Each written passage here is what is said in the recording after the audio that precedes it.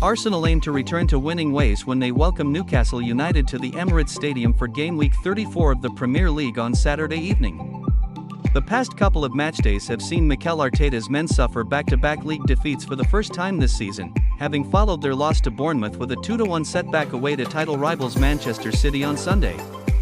Now second in the Premier League table, Arsenal relinquished top spot after the Citizens' victory over Burnley on Wednesday saw them climb to the summit. Sunday's encounter at the Etihad saw Noni Madueke feature despite an earlier injury scare, while club captain Martin Odegaard returned after missing a couple of games. Although the Gunners were still without several players due to fitness concerns. Arsenal's latest injury and suspension news ahead of Premier League clash with Newcastle, who come into this fixture on the back of a 2-1 defeat against Bournemouth.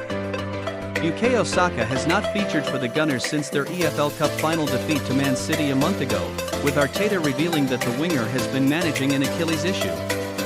Recent reports suggest Saka could return within the next week, although Saturday's meeting with Newcastle may come too soon for the 24-year-old. Ricardo Calafiori has missed Arsenal's last 3 matches, but Arteta's pre-match update ahead of the trip to Man City suggested the defender is nearing a return, meaning he could be in contention this weekend.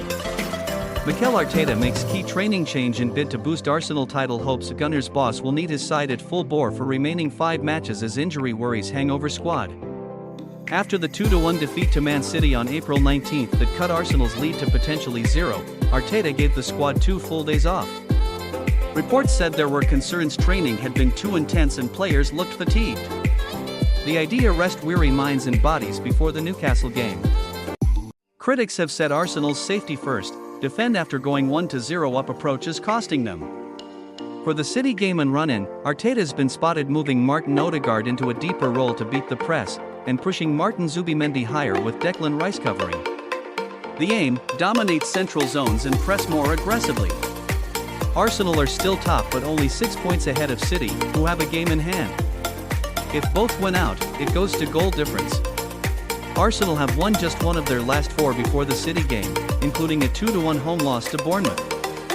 Injuries to Saka, Marino, and others are piling up, and Arteta's admitted he's worried about players getting hurt in warm-up. So the plan is, rest more, play with fire, and be braver on the ball. Arteta said after City this isn't done. Mikel Arteta hopes his Arsenal players will return to training today refreshed and ready for one final charge at the Premier League title. The Arsenal squad were given 2 days off following their defeat to Manchester City on Sunday, a break from Arteta's usual intense approach, with the Gunners going deep in all 4 competitions this season. Opportunities for the players to reset have been few and far between in recent months. Arteta rewarded them with 2 days off after victory over Inter Milan in January, a result that came at the end of a run of 4 straight away matches. This has been a rare clear week for Arsenal as a result of them being knocked out of the FA Cup by Southampton in the quarter-finals. Arteta has regularly spoken about the mental and physical toll on his players this season, and he has taken the chance to grant them some extra time off.